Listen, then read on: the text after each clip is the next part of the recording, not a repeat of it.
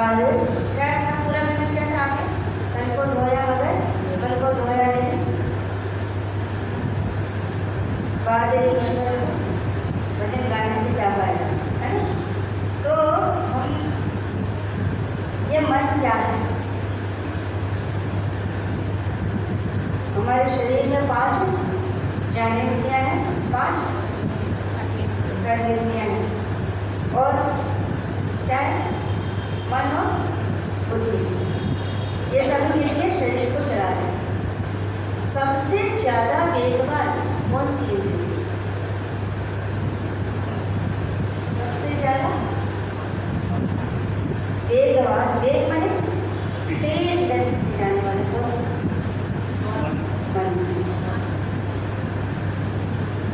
आपने देखा होगा योग दर्शन के पहले सूत्र में कहा है योगश चित्त वृत्ति निरोधम।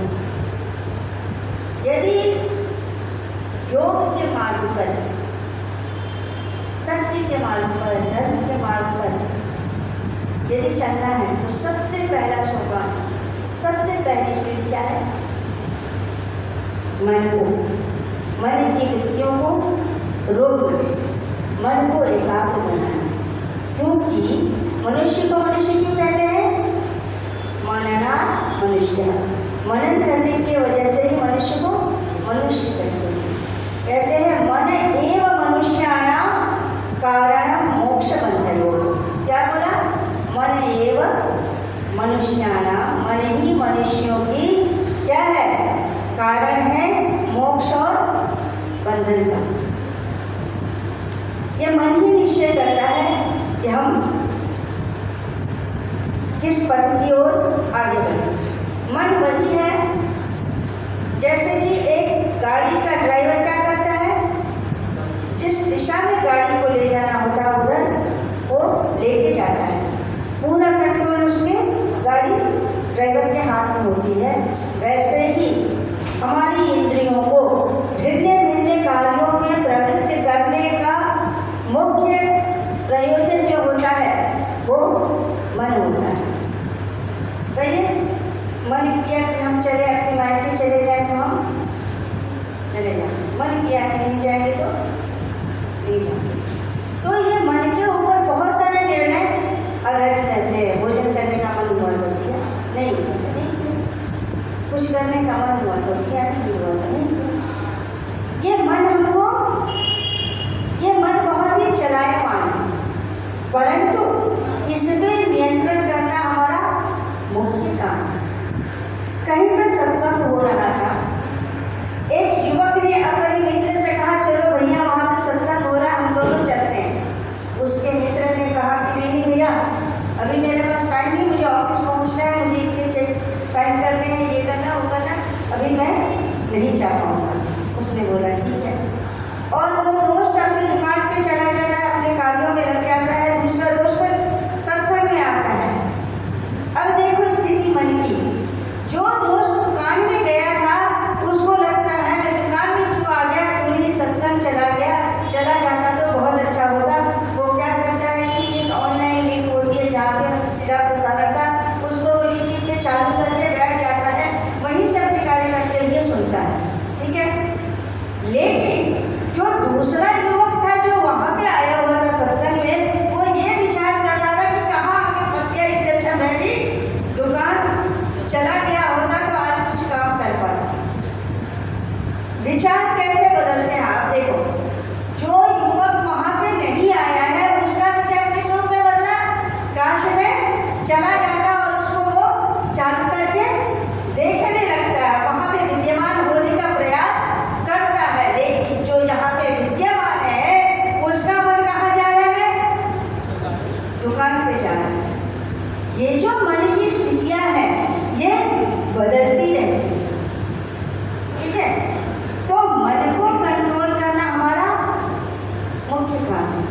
मन क्या है, संकल्प विकल्प वाला होता है ना, ढूंढता रहता है ये बात सही है गलत है, ये करना है नहीं करना है।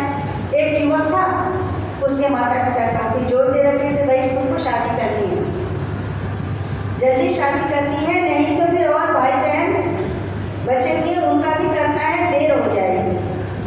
वो युवक बहुत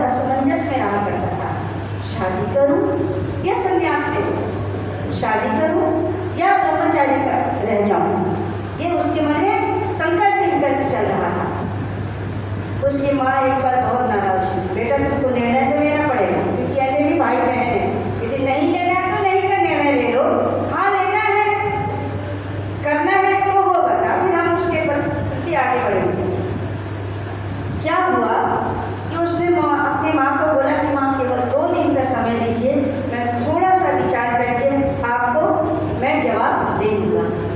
तो युवक जाता है, पास में एक उसके गुरु रहते हैं, गृहस्थी थे, उनके पास जाता है और यही प्रश्न करता है कि आप मुझे बताइए कि कौन सा मार्ग ठीक है, कौन सा मार्ग ठीक है, मैं ब्रह्मचर्य का पालन करूं या गृहस्थ का पालन करूं।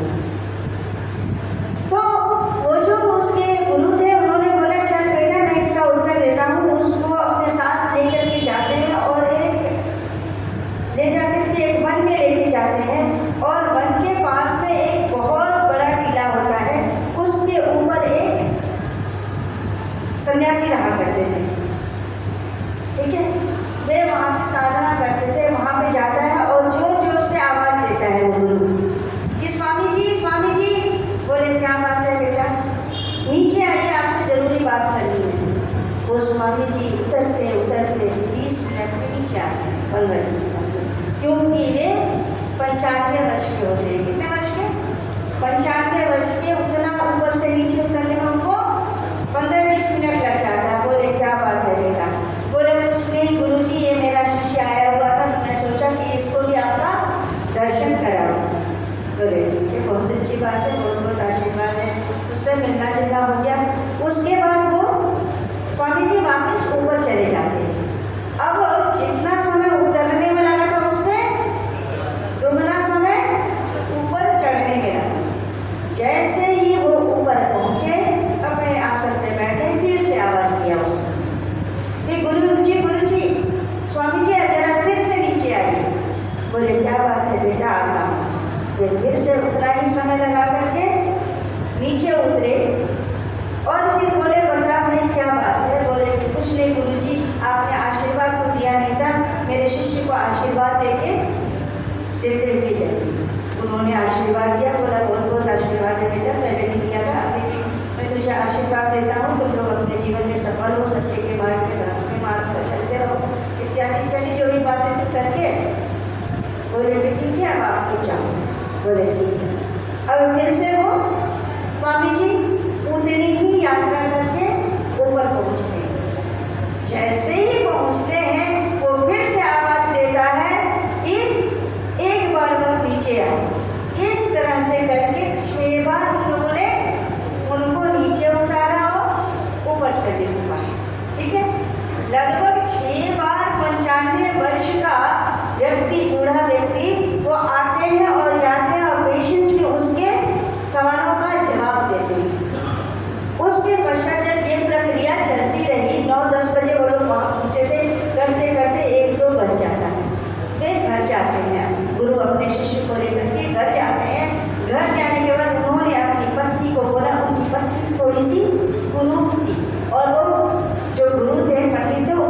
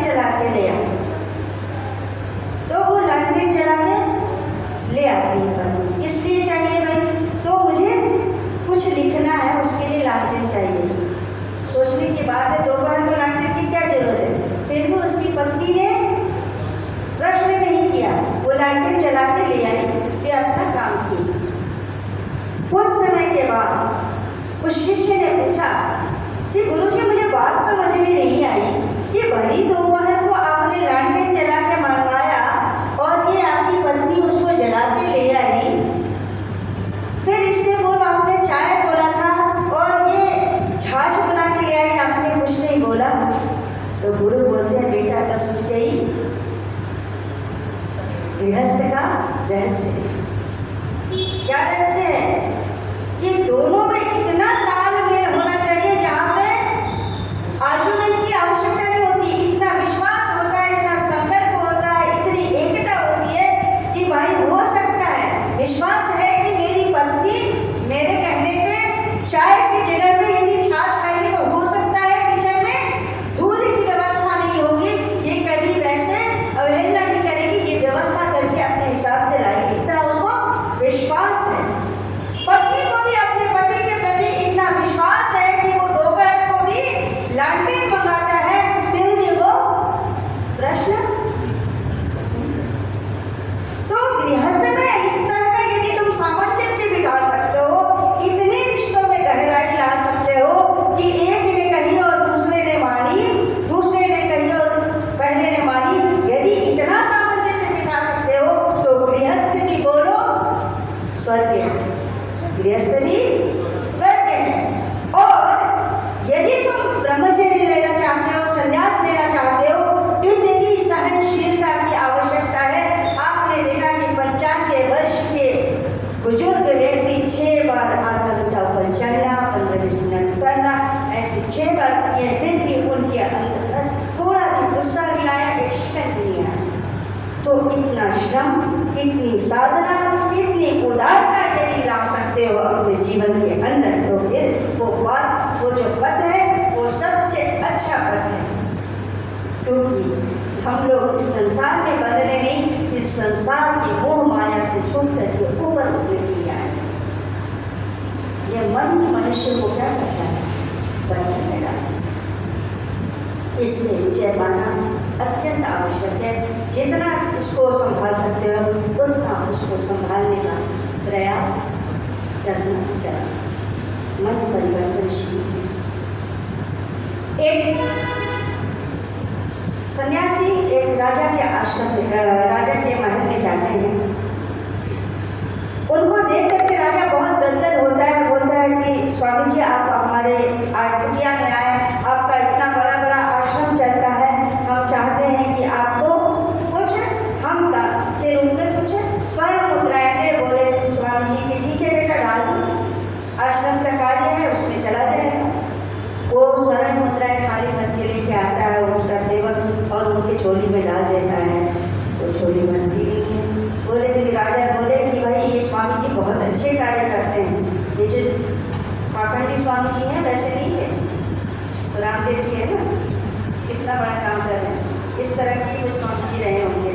तो वो झोली भरती नहीं है, फिर से ले आता है, फिर लाता है, फिर लाता है, कई बार सेवक लाता है, लेकिन वो झोली भरती नहीं है। राजा ने पहले ही कहा था इनकी झोली भर के इनको स्वर्ण मुद्राएं दे दो, राजकोष खाली हो जाता है, लेकिन वो झोली भरती नहीं है। उसने पूछा कि स्वामी ये जो आपकी झोली है वो किस धातु की बनी हुई है? किस धातु की बनी हुई है? तो उसने बोला कि राजन ये तो मन रूपी धातु से बना जो कभी भरता नहीं है। आज इतना है, कल उतने की अपेक्षा, कल परसों उससे ज़्यादा की अपेक्षा, उसके आगे और अपेक्षाएं कभी भी खत्म नहीं होती है। हमारी आयु खत्म हो जाती है, लेकिन हमारे से तिजोरी जो होती है छूटती नहीं है। जाकर के साहूकार बैठे देखो गलियों में कई ऐसे बुजुर्ग बैठे होंगे जिनसे कि तिजोरी छूटती नहीं है। आज भी वे लोग मोटे गिर रहे हैं, उनको पता नहीं है कि बुढ़ापा आके हमको इससे ऊपर उठना है। इस तिजोरी को, बेटों को, पोते को सौंप करके हमको अपने जीवन और अग्नि उसमें बढ़ना। 4 आश्रम बताने गए हैं ब्रह्मचर्य गृहस्थ, उसके बाद तीसरा आश्रम है कौन सा? वानप्रस्थ आश्रम और अंतिम संन्यास। इन चारों के हमको चलना है, तभी हम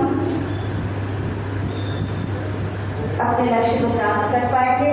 तो पहला आश्रम, दूसरा आश्रम, हम कई बार क्या करते हैं, दूसरे में फंसे अपनी जिंदगी को बिता देते हैं। मनुष्य चलने के लिए आगे उठना है, जीवन को ऊंचा उठाना है, तो इस बंधन से छूटिए, वानप्रस्थ में चाहिए। ब्रह्मचर्य काल में हम अपना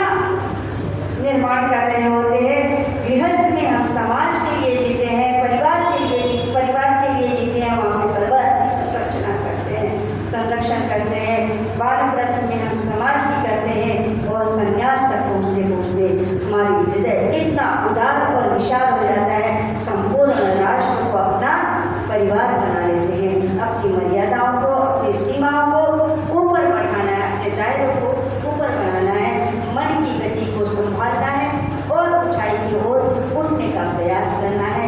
ये मन को हमको फंसा के रखना कई जगह कई बार उलझन पैदा कर देता है। एक बूढ़ी माता 80 वर्ष की थी, वे अपनी पोती को लेकर के अपने गांव की ओर जा रही थी। बेटियां जल्दी थक जाती हैं, दादी लोग देर से आजकल ऐसा हो गया है, क्या दादी आप गाड़ी ले लेते, आप कुछ कर लेते, मेरे पैर दर्द हो गए, मैं नहीं जा सकती, है ना। आजकल बच्चे करते हैं। तो इस तरह से वो बेटी भी कर रही थी। 24 साल की बेटी थी, वो बहुत ही सुंदर थी, रूपवती थी। वो ऐसे ही नखरे करना चालू की। दादी ने सोचा कि क्यों ना इसको, यहाँ पे कोई ऊँट वाला था, उस पर ऊँट पे बिठा देती हूँ, ये वहाँ ऊँट से पहुँच जाएगी, मैं पैदल ही कुछ देर में पहुँच जाऊँगी, तो हम लोग जल्दी गाँव पहुँच जाएंगे। वो ऊँट वाले को बोलती है वो दादी कि भैया मेरी पोती को जरा अगले गाँव तक छोड़ दो और ये घर छोड़ देना मेरे, मैं बता देती हूँ कहाँ पे है, वहाँ पे छोड़ दो, मैं जो भी होगा वो चार्ज दे दूँगी। तो वो ऊँट वाला कहता नहीं, मैं उधर से ही आया हूँ, अभी दोबारा वापस उधर नहीं जाऊँगा, मुझे आगे निकलना है। वो मना करके आगे निकल जाता है। जब वो थोड़ी दूर पे जाता है, लगभग 1-2 किलोमीटर जब आगे पहुँच जाता है, उसके बाद उसके मन में एक बात आ गई है, कितना मूर्ख हूँ, इतनी सीधा लगी थी वो, उसको अपनी गाड़ी पे बिठा लेता अपने ऊँट पे, तो आज मेरे काम आती वो, मैं उसको अपने घर ले जाता। उस बूढ़ी माँ को क्या पता मैं कहाँ से हूँ, कौन हूँ, कहाँ से आया हूँ, वो तो भोली भाली थी, तभी तो उसने ऐसा ऑफर कर दिया मेरे को। ऐसा उसके मन में आता है, सोचता है रुक जाता हूँ थोड़ी देर में, तो दोनों आएंगी, मैं उसको फिर लेके बोलो चला जाऊँगा। और अभी उसके मन में ये बात आ रही है, इधर जो माता है उसके मन में आता है, हाय भगवान तुमने कितनी बड़ी मेरी रक्षा की, कहाँ से बुद्धि पलट गई थी। मैं अपनी इतनी मतलब युवा बेटी है, होती है, इसको मैं किसी ऊँट वाले अनजान व्यक्ति के साथ भेज रही थी। अच्छा हुआ कि उसने मना कर दिया। आज नहीं तो यदि मैं भेज दी होती तो कितनी बड़ी परेशानी में पड़ जाती। मन की स्थिति देखो कैसे पलट रही है, उसकी मन की स्थिति कैसे पलटी, और इनकी व्यक्ति वही है, परिस्थिति वही है, लेकिन मन की स्थिति कैसे बदलती है कि नहीं? तो ये जो मन है, इस मन के कारण ही तो मन की मलिनता से कौन, कृष्ण और कौन, कंस और कौन है, कंस मारा गया मन की मलिनता से। और कौन, श्री राम श्री कृष्ण मन की स्वच्छता के कारण, पवित्रता के कारण ये अमर हो गए। मलिन मन होने के कारण से ये सभी कंस और कौन है, रावण, ये सभी दूषित मन की वजह से मारे गए। मन को एक बहुत ही सुंदर भजन गाया करती थी मेरी आचार्य जी, आप लोग दोहराएंगे। मन की गति संभालिए, ईश्वर की ओर लगाइए। मन की गति संभालिए, ईश्वर की ओर लगाइए। ये जो मन की गति है उसको संभालिए, ईश्वर की ओर लगाइए, क्योंकि ये जो मन है वो बहुत चंचल है, हमको कई बार अपने पद से भटका देता है। इसके लिए मन को कंट्रोल करना है, मन को एकाग्र करने का प्रयास करना है, चिंतन करना है, किसी के प्रति